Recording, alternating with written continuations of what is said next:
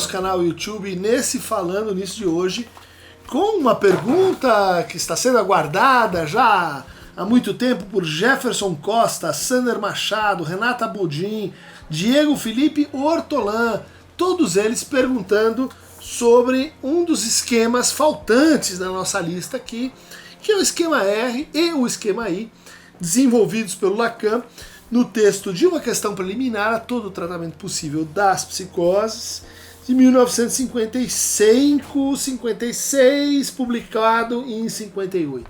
É interessante essa pergunta porque ela, no fundo, vai fechar um ciclo que eu queria repetir aqui com vocês, que é o ciclo dos esquemas do Lacan, né?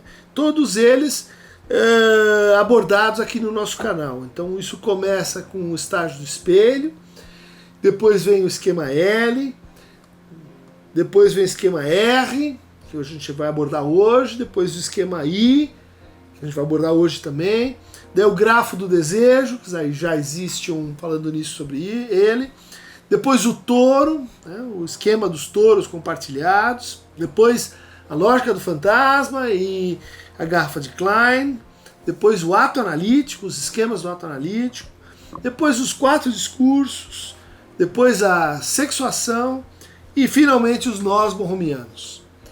Acho que o esquema R e o esquema I, eles completam essa série, junto com o touro, que já foi gravado, vai ser disponibilizado aí para vocês, e que corresponde a um momento fecundo na obra de Lacan, em que ele se depara com a questão que teria sido a questão originária da sua aproximação com a psicanálise, que é a questão das psicoses, em torno de um consenso, um problema consenso na divisão entre neurose e psicose, que diz respeito à perda da realidade. Então, se a gente pega a tradição psicopatológica, a psicose, as psicoses se caracterizam por uma perda, né, seja positiva ou negativa da realidade, né? Então estou vendo perceptos que não estão presentes, estou vendo um jacaré, estou ouvindo uma voz, né, e essa voz não existe ali na realidade, quanto também as alucinações negativas,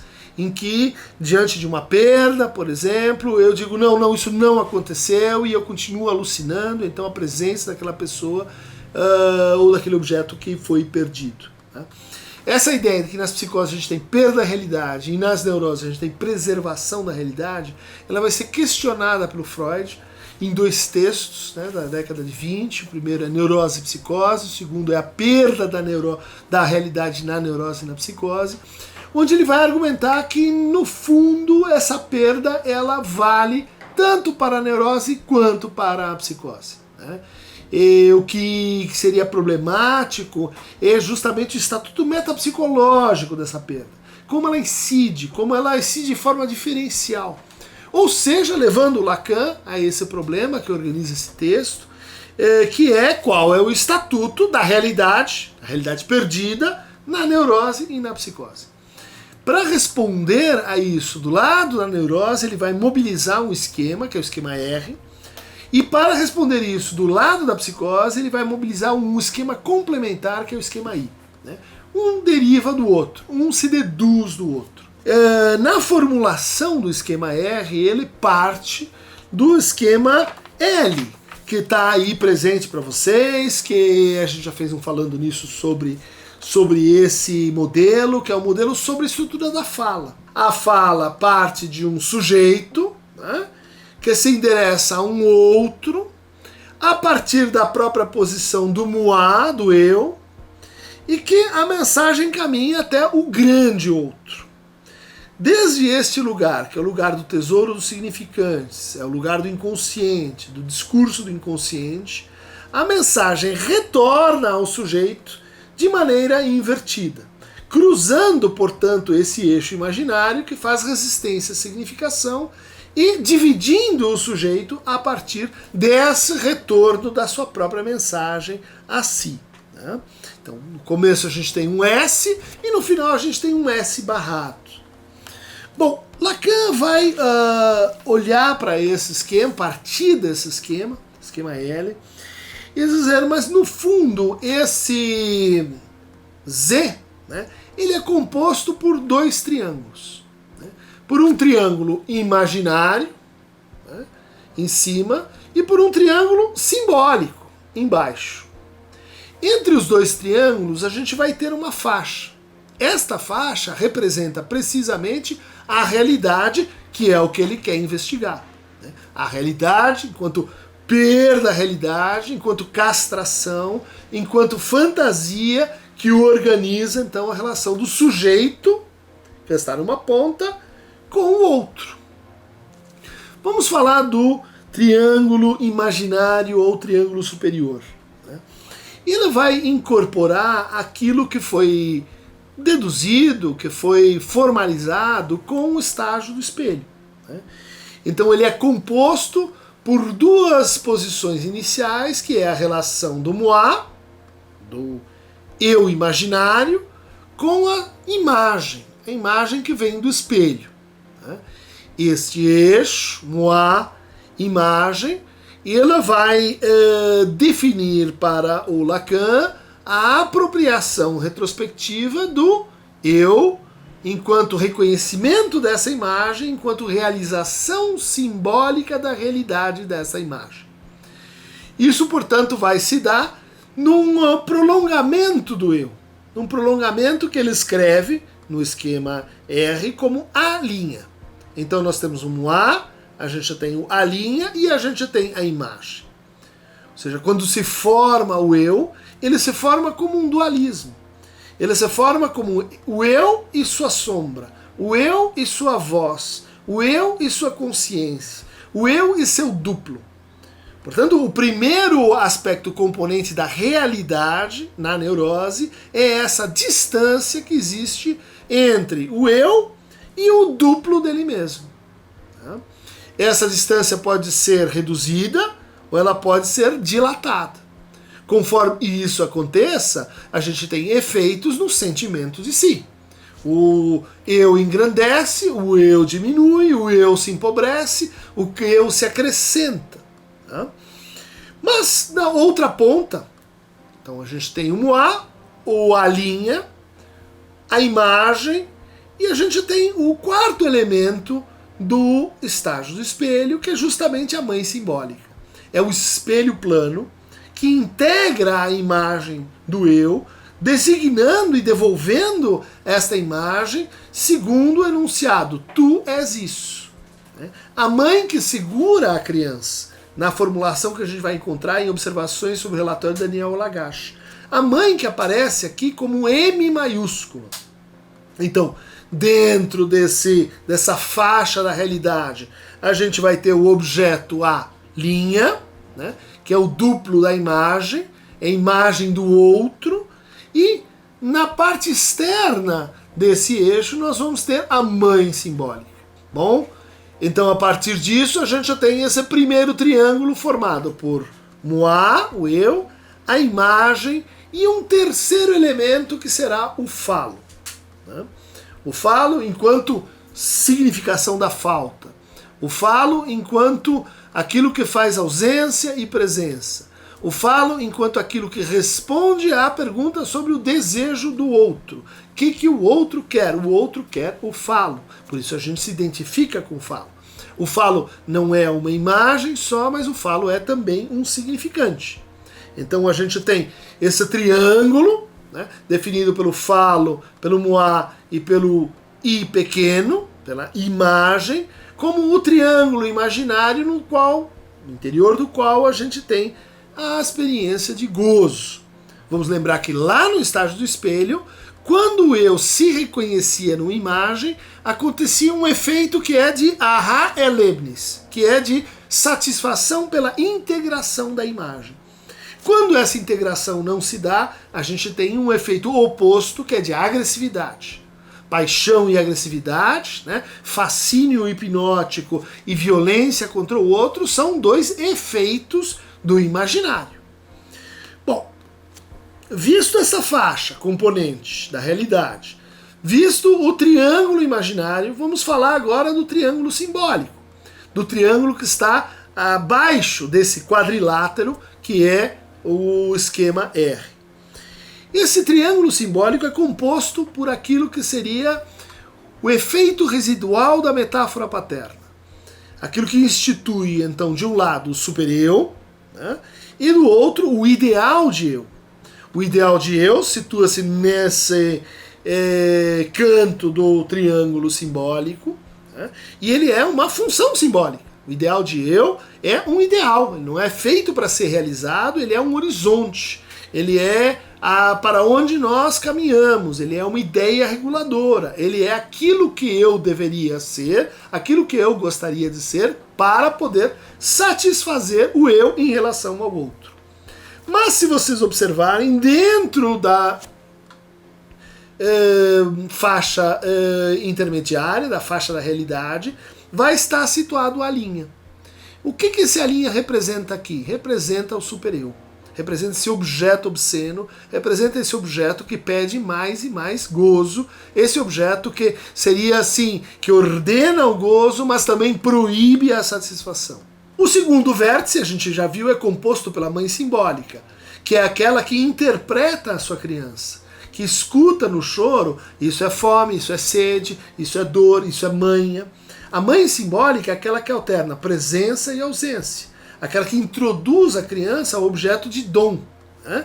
Que permite para a criança perceber que é mais importante o seu ato de doar, porque ele significa o amor, do que o objeto mesmo que está sendo doado nesta operação.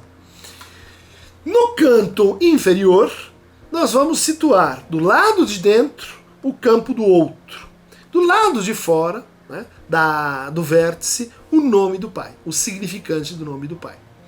E aqui é importante a gente levar em conta as observações do Lacan de que este campo do outro, né, que é o equivalente inverso, né, lembrando, do campo do gozo, né, campo do gozo em cima, imaginário, campo do outro, simbólico, embaixo. Esse campo do outro se define por uma peculiaridade muito interessante, que é o fato de que ele possui um buraco.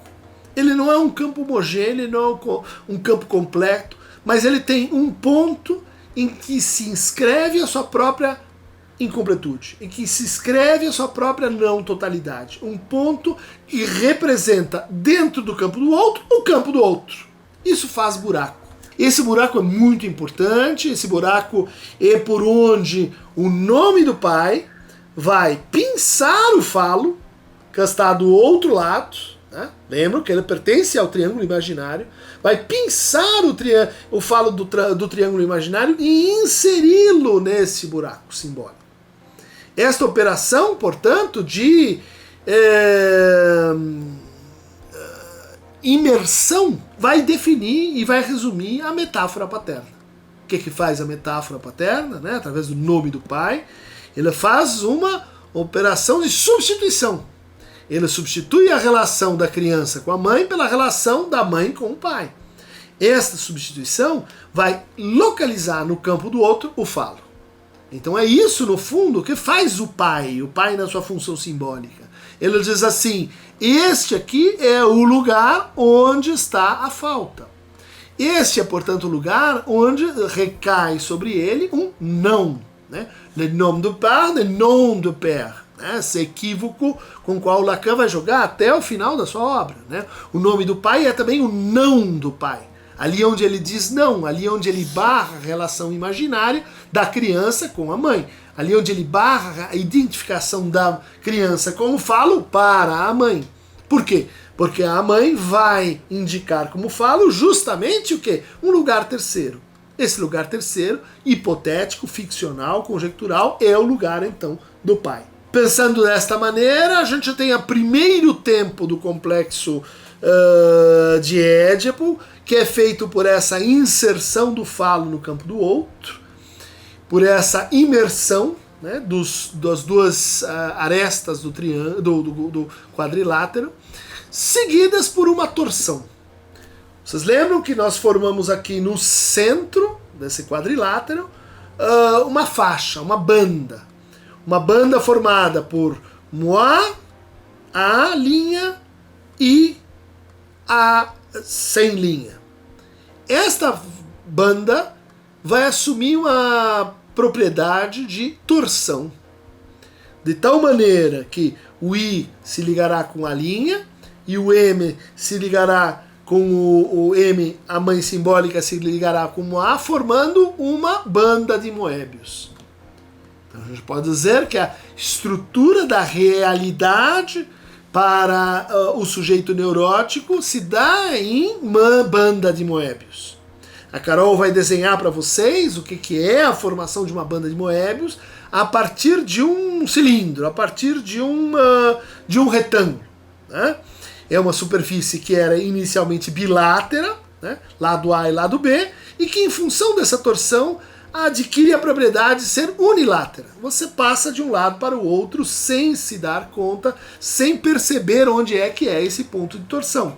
De tal maneira que em cada ponto de um lado você tem um lado oposto. O A, você tem o B, sem que a gente consiga localizar esta passagem especificamente, porque ela pertence à estrutura do espaço e não à estrutura dessa superfície. Então aqui o Lacan está trazendo para a gente um modelo para o quê? Para a perda da realidade na neurose. Há toda uma discussão se isso representaria de fato a incidência do real. A gente pode dizer, talvez o real esteja aqui na divisão, na torção, naquilo que faz essa dobradura, naquilo que faz essa dupla operação inerente ao esquema R, que é torção da banda e imersão do falo no campo do outro. É importante clinicamente também lembrar que a gente tem duas séries. A série de cima, composta pela posição da mãe simbólica, pela posição da imagem, pela posição do falo, é conhecida como a série das identificações. Então vamos lembrar que para o Freud, toda identificação corresponde a uma escolha de objeto complementar. E o complexo de Édipo é justamente um conflito entre identificações e escolhas de objeto. Então, na estrutura da realidade, a gente contempla a série das identificações e, inclusive, a qualidade das identificações. Identificação com falo, identificação com imagem, identificação com objeto, identificação com a mãe ou com o outro. Na paralela oposta, a gente vai ter o eixo do fantasma, né? Então ele é composto pelo falo, pela posição do moi, do eu, pela posição do a linha e pelo I de A, ou ideal de eu, que fecha o triângulo simbólico do outro lado. Então, esses elementos, vamos guardar, eles são muito importantes para a gente escutar a fantasia num sujeito. A fantasia tem essa função de associar o falo com o eu com o objeto e o objeto com o ideal. Quando algum desses pontos se desalinha, a gente já tem o quê? Um abalo no fantasma. Percebe-se assim também que alterações na série das identificações alteram também o eixo do fantasma, que tem que se adequar a esta série. Tudo bem? Isso são o quê? Manejos dentro do imaginário que são responsáveis aí pela economia do gozo, ou como eu chamei, um livro recentemente reeditado, o cálculo neurótico do gozo. Mas no triângulo oposto, a gente vai ter também a série que liga a mãe simbólica com o pai, né, no campo do outro, e o pai com o seu ideal, né? Ou seja, o pai é sempre o pai morto, o pai é sempre o pai em negativo, o pai é sempre aquele que teria operado num certo momento mítico anterior, conhecido como metáfora paterna. Até aqui a gente então apresentou o esquema R como um modelo lacaniano para o entendimento da neurose e da realidade na neurose. Mas esse texto se chama de uma questão preliminar a todo o tratamento possível das psicoses e não das neuroses. E ao que parece, o esquema R ele é composto para mostrar como, a partir de uma deformação dentro do esquema R, a gente consegue apreender e unificar e tornar assim compatíveis os inúmeros fenômenos psicóticos, né? Que a psicopatologia, que a psiquiatria elenca como psicóticos, né? Alucinações, delírios, interposições de vozes, repetições, fenômenos alimentares, enfim, uma série de coisas que a gente pode pegar lá no DSM e dizer tem isso, tem isso, tem isso, tem isso, então psicose. Mas a gente não vai encontrar no DSM uma lógica, um entendimento de por que estes fenômenos acontecem em uma certa sucessão e por que eles estão assim covariantes em relação uns aos outros. E é isso que então Lacan vai fazer, tomando por base o caso do presidente Schreber. Observações psicanalíticas de um caso de dementia paranoides autobiograficamente descrito, o caso Schreber, de 1911, que nós temos aqui no canal um vídeo específico sobre esse caso, então recomendo que vocês deem uma lembrada nisso antes da gente entrar no esquema aí. Né? Por quê? O que a gente vai ter na psicose e pela hipótese lacaniana é uma foraclusão do nome do pai. Ou seja, em vez do nome do pai operar um recalcamento, uma metáfora, né, em vez dele fazer uma negação cujo retorno é simbólico, uma negação simbólica cujo retorno é no simbólico, há uma não inscrição, né, do nome do pai no campo simbólico. Então é como se esse triângulo, vamos lembrar, mãe simbólica, ideal e posição do pai, não fosse fechado. Ele contém uma abertura. Ele cria uma espécie de assíntota. Ele é, portanto, invadido, né, pelo que o Lacan chama de P0 ou de foraclusão do nome do pai. Isso significa o quê? Que todos os fenômenos que estavam assim ligando a posição da mãe à posição do pai vão pressionar a posição da realidade, né, formando uma espécie de assíntota. Né? Essa assíntota ela está aberta em dois pontos. No ponto de cima, o Lacan vai localizar a relação em que Schreber, o fenômeno psicótico, em que Schreber se sente deixado pelo seu criador. Né? Deus está abandonando Schreber. Né? Em alemão, liegen lassen. Ele foi deixado cair. Né? Ele foi deixado a sua própria sorte, a sua própria condição. Ou seja, essa ponta em que a gente fecharia a relação com a mãe simbólica, ela é aberta para um infinito. Para o infinito em que Schreber cai. A assíntota é formada então pelas diferentes formações delirantes. Os pássaros falantes, que falam com o presidente Schreber, com as vozes, os urros, todo o espectro de alucinações vai bordejar essa síntese, essa assíntota, e tender ao infinito, onde, nessa ponta de baixo, Schreber está se perguntando onde se sustenta ele como o criado. Que função ele tem para Deus? O que Deus quer dele? E aqui a gente tem toda uma elaboração delirante que vai se estabilizar em torno da seguinte ideia. Deus quer transformá-lo numa mulher, Deus quer se apossar do seu corpo pelos nervos de sol, pelos raios de sol, transformá-lo em mulher, copular com ele, dando origem a uma nova raça. Então o mundo para Schreber está decaindo da sua realidade, está perdendo realidade, e ele vai ser recomposto por meio dessa relação terminal com Deus. Portanto, o delírio schreberiano é uma grande luta de Schreber, tentando resistir a esse desígnio de um Deus voluptuoso, burro, que não consegue aprender, que não consegue entender a ordem das coisas, que ele é um homem e que isso é contrário à ordem das coisas. Está acontecendo então um milagre com Schreber. É essa a sua relação com o saber nesta posição terminal. Né?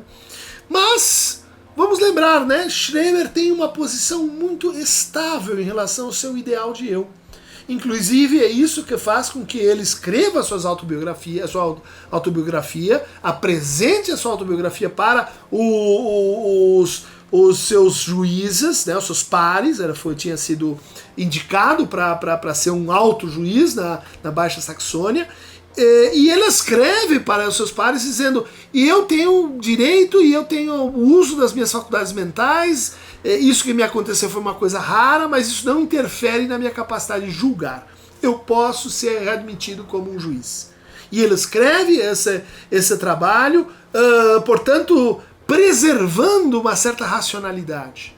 Schreber, ainda pensando na sua relação com o ideal do eu, diz: tenho uma vida feliz, amo minha esposa, o único problema que nós temos é que Deus não nos mandou filhos. Ou seja, há um ponto estável, né, muito importante para um prognóstico relativamente favorável desse caso, que é a relação dele com o ideal de eu. Né? E ele tem isso mantido constante ao longo do tempo. Mas vamos falar um pouco do triângulo imaginário. O que vai acontecer nesse eixo em que estava localizado o falo? E que a gente tem o eixo das identificações. Né? Aqui, Schreber vai então abrir esse canto do quadrilátero para o que Lacan chama de gozo transexualista. Ou seja, estamos falando de experiências que ele narra, em que ele percebe seu corpo se transformando no corpo de uma mulher, ele percebe seus seios crescendo, ele percebe Deus agindo sobre os seus pensamentos, ele percebe Deus gozando com o seu corpo, induzindo, por exemplo, efeitos corporais de agora você vai ao banheiro, agora você vai pensar, agora você vai ter essa experiência, agora você vai ter aquela experiência. E que formam então um horizonte do gozo transexualista. Né? Schreber não é um transexual, mas ele está cooptado, ele está sugado por um gozo com o qual ele luta de natureza transexualista. Assim como a gente tem uma assíntota simbólica, aqui a gente tem uma assíntota imaginária. O eixo imaginário, o triângulo imaginário, ele vai sendo encolhido num processo que o Lacan chama de zerificação da função fálica. Né? Aqui vão aparecer, então, todas as imagens deformadas da criatura, todas as perturbações narcísicas pelas quais Schreber passa. O seu corpo deformado, sua voz deformada, sua imagem no espelho deformado, e ele se sente, e ele interpreta isso, né, como experiência milagrosa, tendo o seu corpo emasculado. E ele aqui tem toda uma nova linguagem que ele cria, né, o Grundsprache, a língua fundamental, para tentar dar conta dessa imaginarização transtornada do seu próprio corpo. E isso vai terminar, então, num outro polo aberto, que é o lugar do futuro da criatura. Né? O que ele reserva ao futuro enquanto eu, a sobrevivência dele enquanto moi, que vai se representar no esquema de Lacan por uma linha da realidade fina. Uma linha, uma reta, não mais uma banda, né, que a gente viu, que é torcida, como no esquema R, mas uma linha em que a gente pode passar de um lado para o outro apenas pelo cruzamento de uma superfície. Né? Uma observação interessante é que isso permite pensar não só o fracasso da metáfora paterna, mas também a emergência da metáfora delirante, onde do lado direito inferior vai aparecer essa palavra que é o Lüder, né? A prostituta, o anzol, o engano, que é como ele consegue se defender de Deus e estabelecer uma espécie de freio para esse processo de infinitização da sua absorção à vontade, ao desígnio de Deus. Né? Também, do lado do gozo transexualista, isso vai ser assim detido por certas formulações fálicas endereçadas aos substitutos de Deus. Flechsig, os psiquiatras, todos aqueles que seriam assim mais ou menos impostores e que remeteriam à falsidade, né, do outro, à impostura do outro, com o qual Schreber está então lutando de forma muito indignada. Então está posto aí o esquema R com o complemento no esquema I, observando que há então uma datação diferente nesse texto, porque ele foi escrito em O Seminário 2 foi de 55, 56, ele foi publicado em 57, 58, e há um adendo topológico, que é o que a gente comentou aqui, feito em 1966. Né? Então são 3 tempos dentro da formalização, dentro do entendimento lacaniano, que vocês têm nesses 2 esquemas que a gente viu hoje, esquema R para a neurose, esquema I para a psicose. Para quem quiser enfrentar os demônios e as representações topológicas mais difíceis já imaginadas, ligue para Carol, mas depois ligue para o Aqueronta Movebo e receba mais fragmentos topológicos na próxima edição do Falando Nisso.